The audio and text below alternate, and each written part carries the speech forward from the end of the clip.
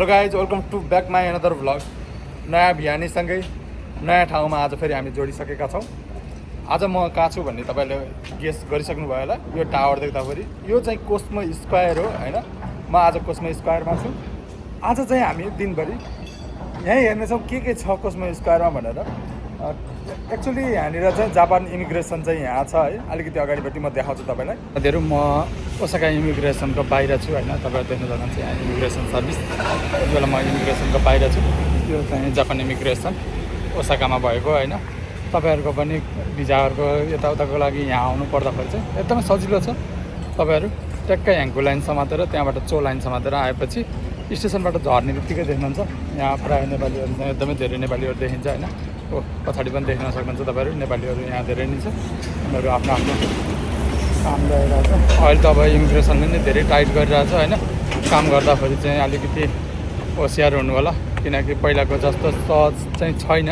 अहिले अब धेरै स्ट्रिक्ट गरिरहेछ इमिग्रेसनले होइन, छड्के हानिरहेछ। अरूभन्दा पनि मेन यो बिजनेस गर्नेलाई चाहिँ अलिकति गाह्रो छ, बिजनेस भिजामा आएकोलाई होइन। अनि डिपेन्डेन्टहरूले पनि काम गर्दाखेरि चाहिँ अलिकति यहाँको रुल्सहरूलाई मानेर गर्नु होला, किनकि अहिलेको टाइममा चाहिँ इमिग्रेसनले पहिलाको भन्दा धेरै टाइट गरिरहेछ। नयाँ प्राइम मिनिस्टर ताकाइची आएपछि होइन। त्यो कारणले गर्दाखेरि जापानको रुल्स एन्ड रेगुलेसनलाई चाहिँ सक्दो फलो गर्नु होला। त्यसले गर्दाखेरि चाहिँ धेरै राम्रो हुनसक्छ होइन। हामी जाउँ अगाडि, अब कोस्मो स्क्वायरतिर जाँदैछौँ। अहिले चाहिँ साथीहरू म फ्लाइओभर चढ्दैछु। यहाँको फ्लाइओभर चाहिँ यति लामो रहेछ है। यहाँबाट माथि म रोड क्रस गर्नको लागि चाहिँ माथि फ्लाइओभर चढ्दैछु। फ्लाइओभरबाट यहाँको सुन्दर दृश्य हेरौँ है त कस्तो रहेछ। अगाडि हेर्नु न, मोनो रेल चल्दो रहेछ है। जम्मा 3टा डब्बा भएको मोनो रेल। तपाईँहरू जानुभएको छ कि छान्नु भएको छैन त मोनो रेल। अनि यता चाहिँ ओपन ठाउँ लाग्यो है, एकदमै ओपन रहेछ यो ठाउँ चाहिँ। यहाँनिर खेल्नको लागि, बच्चाहरूको लागि खेल्नको लागि व्यवस्थित ग्राउन्ड बनाइदिएको रहेछ, जो कि सबै नेट लगाइएको छ है। नेट लगाइसकेपछि बल बाहिर जाने भएन, ग्राउन्डभित्र नै रह्यो। अनि यहाँ हिँड्नको लागि देख्न सक्नुहुन्छ तपाईँहरू, मर्निङ वाकहरू गर्नको लागि बस्नको लागि कुर्चीहरू रहेछ। खोला हेर्नु, सफा खोला है, माछा पौडिरहेको देखिरह। समुद्रबाट निस्केका कन्टेनरहरू जाने बाटो रहेछ यो चाहिँ होइन। कन्टेनरहरू देख्न सक्नुहुन्छ तपाईँहरू। अब यो चाहिँ ओसाका सप्लाई होला।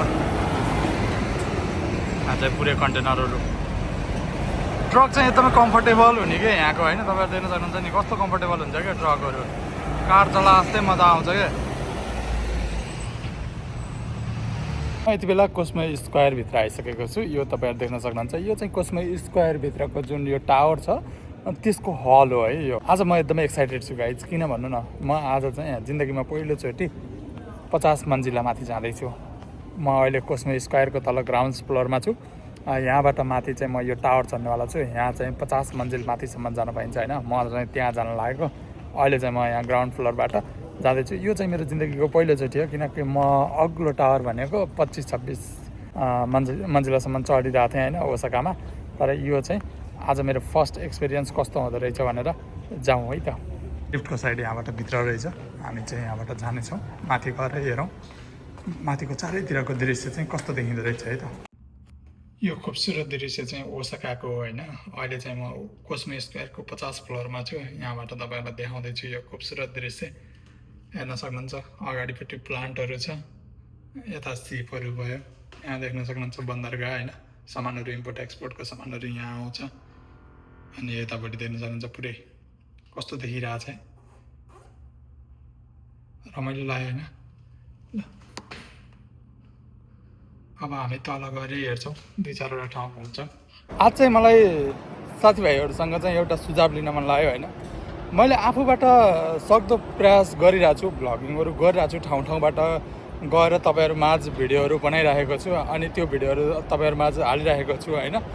आज चाहिँ म तपाईँहरू माझ तपाईँहरूलाई नै जिम्मा दिन चाहन्छु कि कहाँनिर के मिस्टेक भइरहेछ, के को आधारमा चाहिँ भ्युज कमाइरहेछ, के सुधार्नु पर्ने छ, कहाँनिर सुधार्नु पर्ने छ, त्यो चाहिँ प्लिज एकचोटि तपाईँहरूले होइन, भ्युवर साथीहरूले जति पनि भ्युवर साथीहरू हेर्दै हुनुहुन्छ मेरो भिडियोमा चाहिँ के कमी कमजोरीहरू छ, केमा सुधार गरिदिएदेखि एकदमै राम्रो हुन्थ्यो होला, के पुगिरहेको छैन भिडियोमा भनेर चाहिँ तपाईँहरू अलिकति जानकार हुनुहुन्छ। र भ्लग हेरिसकेपछि तपाईँहरूलाई चाहिँ यहाँ यतिको भइदिएको भए चाहिँ अझ राम्रो हुन्थ्यो भन्ने जस्तो लाग्छ भने प्लिज यो भिडियो हेरेर चाहिँ इग्नोर नगरिदिनु होला। यो भिडियो हेरेर चाहिँ तल प्लिज एउटा जे हुन्छ त्यही कमेन्ट, राम्रो भए राम्रो, नराम्रो भए नराम्रो, यो चाहिँ भएन भनेर चाहिँ प्लिज कमेन्ट गरिदिनु होला होइन। त्यसको लागि चाहिँ म तपाईँहरूमा सधैँ कृतज्ञ नै रहनेछु होइन। म साथीहरू कोस्मो स्क्वायरबाट निस्केर समुद्र देखाउन लिएर जाँदैछु तपाईँहरूलाई। यति बेला देख्न सक्नुहुन्छ म चाहिँ समुद्रको छेउमा आइसकेको छु होइन। यो समुद्र त्यो बिचमा चाहिँ अलिकति टापु रहेछ है, थोरै मात्रै टापु छ। यो आर्टिफिसियल हो कि नेचुरल हो त्यो चाहिँ थाहा भएन होइन। यो बन्दरका जुन सामानहरू आउनको लागि चाहिँ वहाँनिर बनाएर छ। यसरी कन्टेनर लोड भएर आयो। यहाँ देख्न सक्नुहुन्छ, अझै म जुम गरिदिन्छु। ल हेर्नुहोस् यहाँ कन्टेनर, कति कन्टेनर हालेर आएछ होइन। मालबाग हाम्रो नेपाली दाजुभाइहरू पनि आउनुभयो रहेछ। यहाँ फोटो सेसन चलिरहेछ होइन, घुम्न आउनुभयो रहेछ। म यति बेला ओसाकाको मारिटाइम म्युजियमनिर आइपुगेको छु होइन। यो चाहिँ बाहिरको दृश्य, म फर्स्टमा छु, यो गेटनिर छु। यहाँनिर देख्न सक्नुहुन्छ यो पुरानो जापानमा चाहिँ बोटहरू कस्तो तरिकाले हुन्थ्यो भनेर चाहिँ यहाँनिर पहिला सो देखाएर रहेछ होइन। यसको बारेमा लेखिएको चाहिँ छैन कहाँनिर हो। यसको बारेमा विस्तृत जानकारी तपाईँहरूमा छ भने चाहिँ बताउन सक्नुहुन्छ होइन। हामी चाहिँ अब अगाडि जान्छौँ है त। टाढाबाट देख्दाखेरि तपाईँले अर्कै देख्नुभएको थियो नि होइन। नजिकै आइसकेको त यो त बेग्लै किसिमको रहेछ, समुद्रको बिचमा पो रहेछ है यो त। ल तपाईँहरू देख्न सक्नुहुन्छ बिचको समुद्रको बिचमा रहेछ यो भाग चाहिँ होइन। मैले त छेउमा होला जस्तो लाग्थ्यो टाढाबाट हेर्दाखेरि। यो म्युजियममा जानलाई चाहिँ बोटिङमै जानुपर्ने जस्तो रहेछ। लगभग 4 मन्जिल जति होला यो। ल हेर्नुहोस् त, अचम्म छ क्या। बनाउन चाहिँ यिनीहरूले अनौठो अनौठो चिजहरू बनाएर राखेको छ। उता घरै लिएर आयो क्या साथी। यो सब घुमेर भ्याइसकेँ है। यो गोलो सर्कलै घुमेर भ्याएँ कतैबाट रहेछ कि भनेर। तर यो ठाउँमा जाने ठाउँ चाहिँ मैले देखिनँ होइन। कतै लेखेको पनि छैन कसरी जाने भनेर।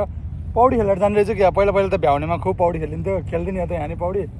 कि त ऊ त्यस्तै बोट रिजर्भ गरेर जाने हो, देख्न सक्नुहुन्छ तपाईँहरू है। त्यसरी नै कि पौडी खेलेर जाने भयो भन्नुहोस् है, म भर्खरै पौडी खेलेर जान्छु फेरि कपडा खोलेर। ल हेर्नुहोस् यहाँभित्र चाहिँ सिपहरू छ, त्यो पुरानो टाइपको डुवाहरू के जापानिजहरूले जुन बनाएको पुरानो एन्सियन्ट टाइपको डुवाहरू छ भन्ने चाहिँ मैले गुगलमा हेरेको थिएँ होइन। अब यसरी हेर्दाखेरि चाहिँ केही पनि छैन। अब गर्मी भयो, अब यहाँबाट फर्केर हामी अर्को ठाउँमा जानेछौँ। यसलाई यति नै होला हेर्ने नै यो, यति नै होला। ल म चाहिँ फर्केँ साथीहरू, एकदमै गर्मी छ। ल 2टा रहेछ उहाँ कम्पिटिसन भइरहेछ।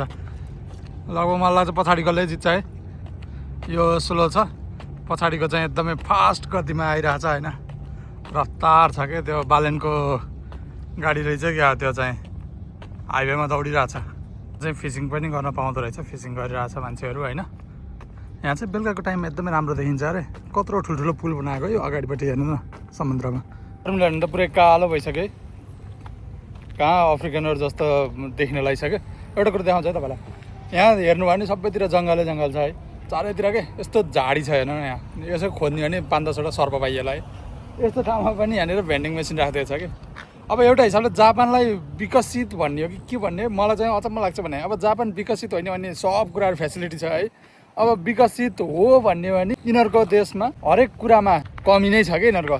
जस्तो सिम चलायो है, सिमको चार्जहरू हाम्रो नेपालहरूमै बरु 200-300 रुपियाँमा कुरा गर्न मिल्छ, यहाँ 6-7 हजार रुपियाँ बिल आइदिन्छ। अनि यति स्लो छ, धेरै नै स्लो छ है। अनि यहाँनिर इलेक्ट्रिक गाडीहरू अरू कहाँ पुगिसक्यो, यहाँ इलेक्ट्रिक गाडीहरू चल्दैन। किन भन्दा यहाँनिर बिजुलीहरू नै यति महँगो छ क्या। यिनीहरू त्यसमा अपग्रेड हुनै सक्दैन। यिनीहरूलाई चाहिँ तेलै सस्तो पर्छ, किनकि यिनीहरूको समुद्र नजिक भएको कारणले गर्दाखेरि यिनीहरूलाई तेल इम्पोर्ट गर्न नै सजिलो पर्छ होइन। अनि दोस्रो कुरा भनेको अब नेटवर्किङ भन्नु भने मोबाइल नेटवर्किङ मरि गयो, चल्दैन। यति स्लो छ, अलिकति माथि जाने या अन्डरग्राउन्डमा जाने भने यिनीहरूको नेटै चल्दैन भने जतिसुकै कोसिस गरे पनि चल्दैन। अनि ल्याङ्ग्वेज भन्नुहुन्छ भने यिनीहरू फट्टै हो, इङ्ग्लिस जान्दैन। यिनीहरूकै ल्याङ्ग्वेज पढिदिनु पऱ्यो, यिनीहरूकै ल्याङ्ग्वेज। अब विकसित भएको भए त यिनीहरूले पनि ल्याङ्ग्वेज पढ्थ्यो होला, जान्थ्यो होला नि त होइन, अलिकति विकसित हुन्थ्यो होला। अब त्यो हिसाबले हेर्ने भने त मलाई जापान के हो जस्तो लाग्छ। न टाइट रुल्स रेगुलेसनहरू एकदमै टाइट होइन, बुझ्नै सक्दैन भने यिनीहरूको। गर्मी लास्ट भयो साथीहरू, हेर्नु त कति कालो देखियो। हुन त जन्मजातै यस्तै कालो हो होइन, भए पनि अझै कालो देखियो जस्तो चाहिँ आफूलाई फिल भइरहेछ होइन। अहिले चाहिँ म तपाईँहरूलाई देखाइदिएँ यहाँनिर भएको चिजहरू, घुमेर निस्किएँ।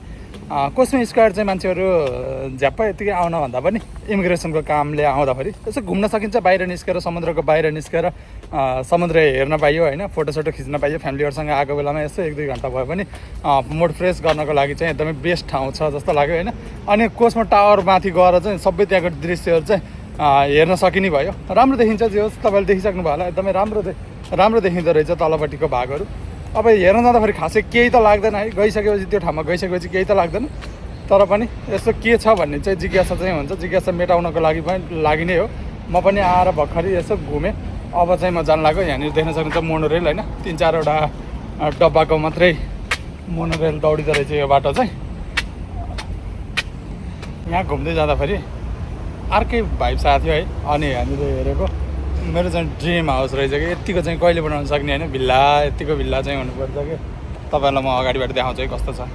ल हेर्नु साथीहरू, क्या दामी वाइट भिल्ला होइन। यत्तिको चाहिँ बनाउन सक्यो भने चाहिँ जिन्दगीमा सक्सेस भएको चाहिँ यहाँबाट हुन्थ्यो कि होइन। यत्तिको चाहिँ हुनु पऱ्यो कि।